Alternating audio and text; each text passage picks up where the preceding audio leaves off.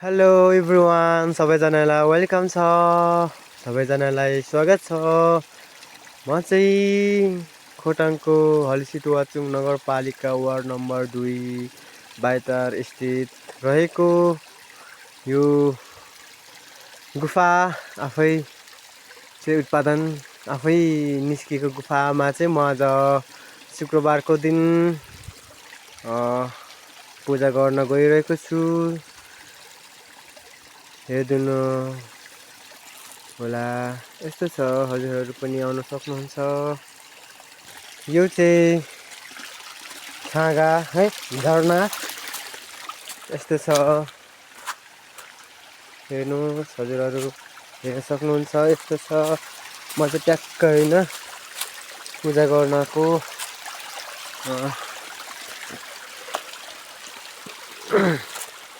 हेर्न सक्नुहुन्छ यहाँ होइन।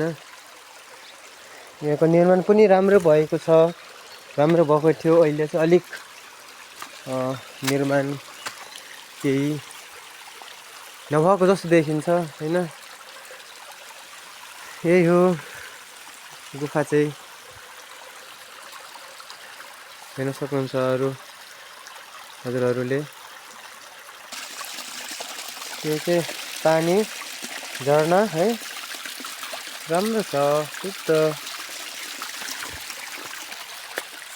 यो ल हेर्न सक्नुहुन्छ, बाटो चाहिँ यतातिर जानुपर्छ। यस्तो अप्ठ्यारो छ बाटो पनि, हेर्नुहोस् है हजुर। म चाहिँ अब चप्पल खोलेँ, अब म रेडी भइसकेँ। ल हेर्नुहोस् है हजुर।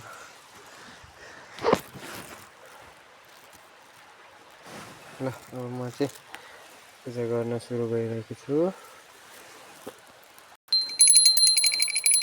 है म चाहिँ आफ्नो मन शान्तिको लागि के होस् भनेर म आएको छु पूजा गर्न।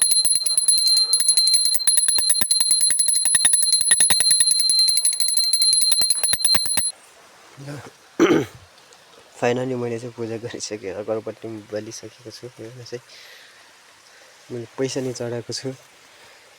ल हेर्नुहोस् है गाइजहरू,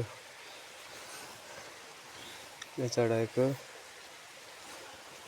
यो चढाउनु त हुँदैन है। यहाँ सकेर अब अर्को ठाउँमा प्रवेश गर्न जाँदैछु गाइजहरू। यहाँ चाहिँ पूजा सकेर अर्को ठाउँमा अब प्रवेश गर्न जाँदैछु। ल साथीहरू, गाइज हो, म अब यता लाग्दैछु है, यता जाँदैछु। सफा गर्न पनि पर्यो है। हाम्रै महादेव स्थान हो। अब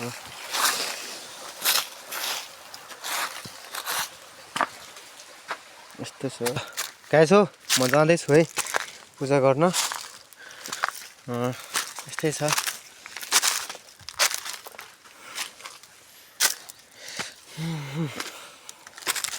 म जाँदैछु।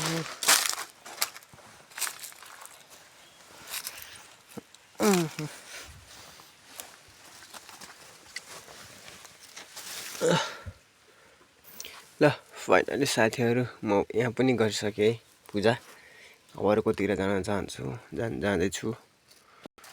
ल गाइज हो, म फेरि जाँदैछु है। अब हेर्नुहोस्, यस्तो छ है।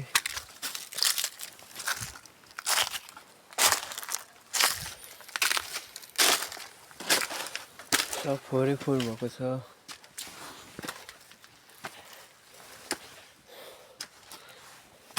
यस्तै छ साथीहरू।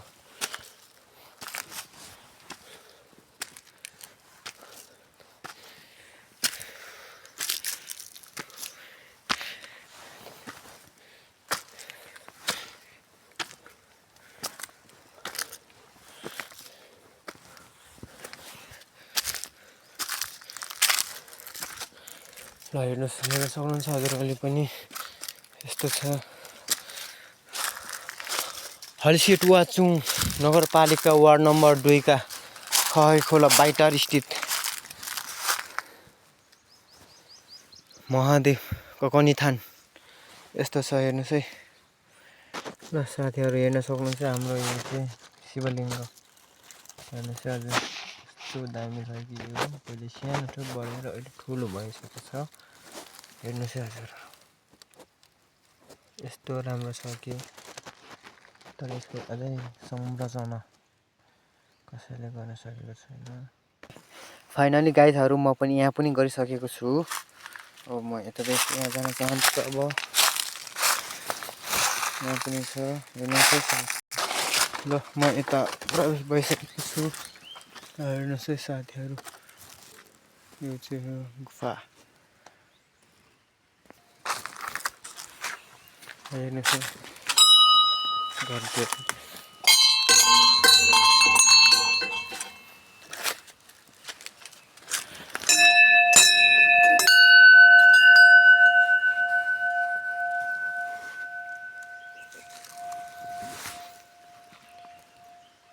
प्रेमबात